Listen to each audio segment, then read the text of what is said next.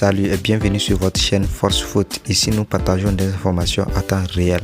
Alors n'hésitez pas à liker la vidéo et si vous êtes nouveau, n'oubliez pas de vous abonner et d'activer la cloche de notification pour ne rater aucune de nos prochaines vidéos. L'énigmatique cas de Karim Benzema continue de faire couler beaucoup d'encre en équipe de France. Vu qu'un journaliste espagnol apporte de nouvelles révélations troublantes sur la malaise qui semble régner entre le buteur du Real Madrid et Didier Deschamps, avec une confidence surprenante de la part de son entourage. Maintenant, la question est de savoir ce qui s'est vraiment passé entre Didier Deschamps et Karim Benzema au Qatar juste avant le début de la Coupe du Monde. Du coup, annoncé comme étant forfait quelques jours avant le premier match pour des raisons physiques, le buteur du Real Madrid a depuis repris l'entraînement de façon normale avec son club. Et il semble donc que Benzema eût été en mesure de rester avec les Bleus au Qatar pour les aider à partir des huitièmes de finale. Anton Miana, journaliste pour El Laguero, commençait ses malaises sur l'affaire de Benzema en disant ceci. Ce qui se rapproche le plus d'une version crédible quand on interroge la France, c'est que Benzema n'a pas dit la vérité à Deschamps, qu'il n'était pas aussi en forme physiquement qu'il essayait de le prétendre, que la FF le voyait en entraînement, voit qu'il n'est pas